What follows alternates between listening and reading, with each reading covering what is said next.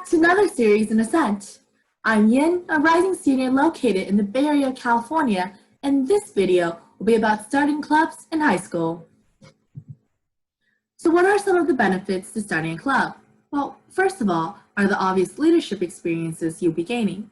Starting a club can provide you that foundation to grow more leadership skills, as well as provide experience that can list down when applying to leadership positions in more well-known clubs or organizations in the future. Establishing a club can also help you form a good reputation amongst teachers and show them your capabilities.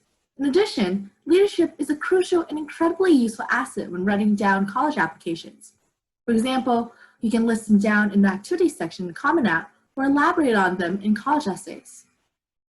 Your leadership experience, along with your creativity and passion, will showcase your uniqueness, making you stand out. Now, starting a club also allows you to connect with people with similar passions you would else have never met, creating a community where you can rage about the newest thing or have people eager to do a club-related activity with you. These people can become partners and allies during a high school career and maybe even become long-lasting friends. When beginning a club, there are several things you need to keep in mind. What is your purpose?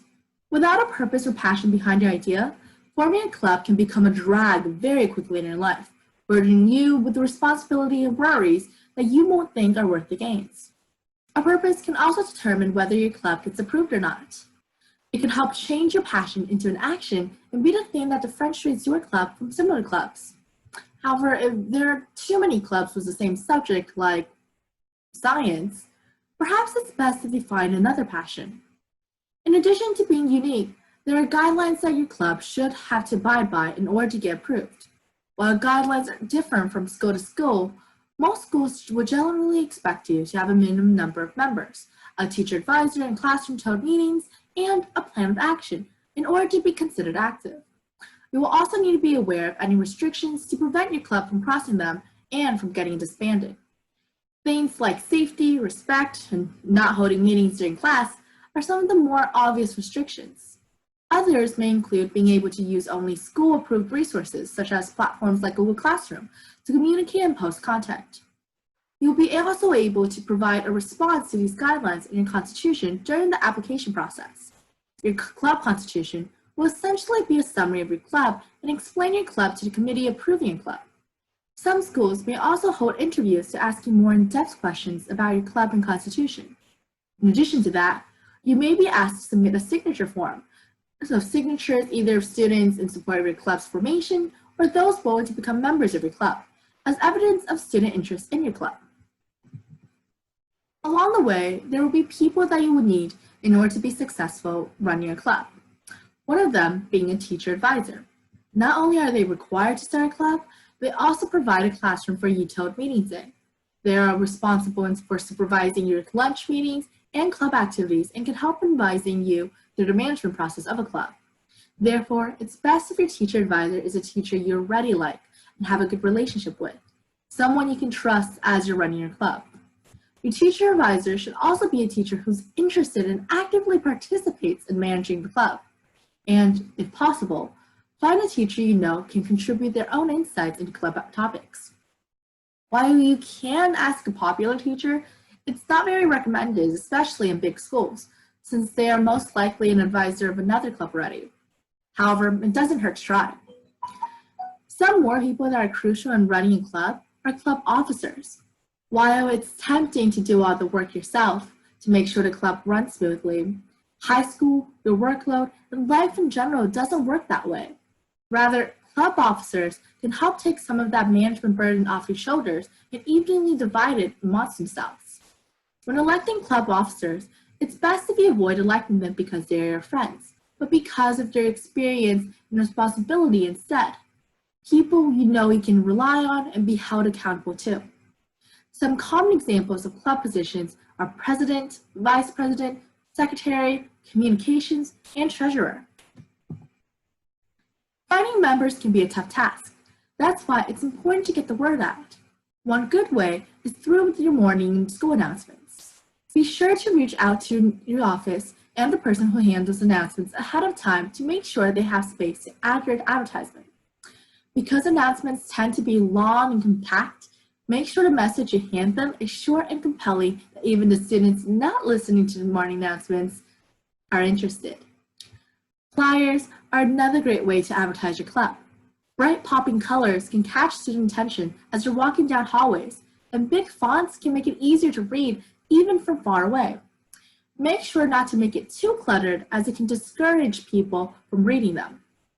Some locations can be your teacher's classroom with their permission, on bulletin boards, above drinking fountains, and even on bathroom stalls. The most important and useful way in spreading the info may be social media. As much of the student population is online, that's why you can easily gain interest by following other student accounts. Social media can be a useful platform to post content showcasing what your club is like, upcoming events, and promote fundraising. You can also use it to interact with potential members, posting polls and Q&As to see what they might be interested in seeing from your club. To make sure your account stays active, try following a posting schedule, whether that be weekly or bi-weekly. Now that you've finally established a club, what comes next? Have a plan of action to rely on when planning activities. Having something normalized can let your members know what to expect if they join your club. Your plan of action can include having presentations at every lunch meeting, going to a fundraising event every month, assigning your members projects to work on, etc. Depending on the type of club you plan on establishing, you can try experimenting with different ideas from time to time to keep your members interested. Lunch meetings are a well-known component of every club. Perhaps the most important one of them all is your first couple of club meetings. There will be initial member momentum with students checking out your club at the beginning, and while that may be exciting, don't be alarmed when it evidently dwindles to a smaller number. That's why it's important to make a good first impression, to interest as much people as possible to come back next time. A good way to encourage people to come to your first meeting is by presenting an incentive, like providing free pizza or cupcakes at the first meeting. You should also establish a set schedule for your lunch meetings, so that it's weekly or monthly, so people get used to having club meetings as part of your schedule. They also don't have to last the entire lunch either, if you don't need it to be so. Also, ask people, the members of your club, to fill in a sign-in sheet with their emails so that you'll be able to send them a reminder before every club meeting. Now, as of the moment, we are living in COVID, which may make lunch meetings look a bit different. That may be holding meetings on Zoom and playing online interactive games such as Kahoot to keep them engaged. Club meetings may also go from being weekly to being monthly as people adapt to going to school online. Still, have a plan ready to transition from a COVID schedule to a regular schedule in the months to come. Club activities are another fun part of clubs. If lunch is all about the updates, discussions, and the bonding, then club activities are where you can most efficiently achieve your club's purpose. Club activities can be done both during lunch meetings and outside, depending on the type of club. Just make sure to take note of any regulations to make sure your club activities don't violate them, and make sure to constantly communicate with your members to make sure there's enough interest and means to do whatever club activities you have in mind.